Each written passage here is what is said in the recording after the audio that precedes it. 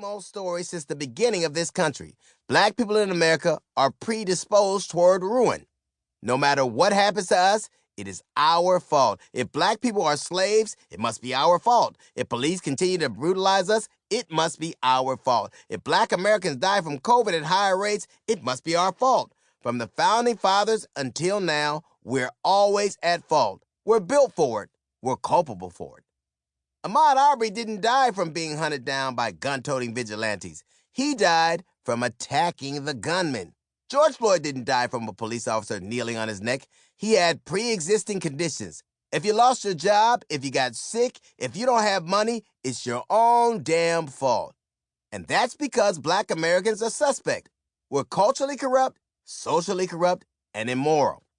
Or we gotta be, right? Otherwise, how can you explain all the continued injustice? How can you explain the way we've been treated? If a black guy gets killed by the police, he must have been to blame for his own death in some way, because if he wasn't, that would mean that the whole system is fucked up. White people bend over backwards not to be held accountable for the system that they set up and perpetuate. They elected Donald Trump and then excused his racism at every turn and enabled his lies because they are comfortable with these lies. For 400 years, white people have told themselves lies to smooth over uncomfortable truths. They've lied to perpetuate white supremacy and preserve their dominance over black lives. They've justified their cruelty and victimization of black people by painting black people as immoral, genetically defective, predisposed to be weak of mind and character, to be more fit to live as slaves than to live as free men, and once free, to stay second-class citizens. But it wasn't until George Floyd's death that a lot of white Americans were willing to look at the disease America's afflicted with.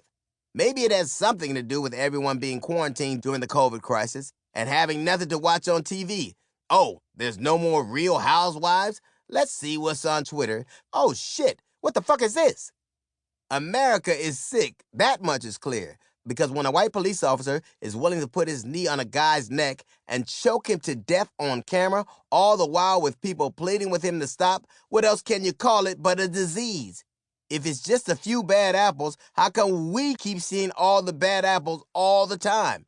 Maybe the whole fucking bushel's bad, right? But black people have known this. We've been saying this for years. The police are the way they are because they've been built that way. They are predisposed to be violent toward black people, to humiliate them, to dominate and abuse them. George Floyd's death was caught on tape, but so many others have been too. How many of these videos do we have to see to confirm that the rot is core deep? It wasn't too long ago we were all living in post-racial America instead of pro-racist America. I thought Obama changed everything. His election was supposed to be proof that we entered a future of racial harmony, that the forces of bigotry and racism had been overcome.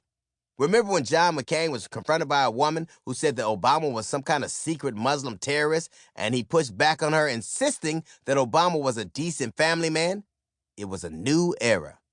And Obamacare got passed. Millions of people finally had access to health care, and Americans could no longer be denied health insurance for having pre-existing conditions. Unfortunately, Obama wasn't the end of racism in America because all the Obamacare in the world couldn't fix America's main pre-existing condition, racism. In fact, even Obama himself says in his new book, A Promised Land, that he thinks his presidency brought up entrenched fears of black people, exacerbating tensions.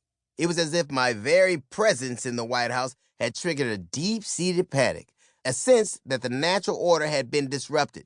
For millions of Americans spooked by a black man in the White House, Trump promised an elixir for their racial anxiety. Obama's administration sucker punched a lot of white people and then drove them crazy. Trump's election was the expression of this white anxiety. What black people are actually suffering from is not a predisposition, but a pre-existing condition, racism. Racism is America's chronic illness, and white supremacy, not black inferiority, is the cause. Now America has to decide if she's going to take her medicine. We got to put America under the microscope, because maybe now is finally the time that white people can listen to a diagnosis they might not like. Damn, I wish it hadn't taken Trump fucking up our country and killing more than 500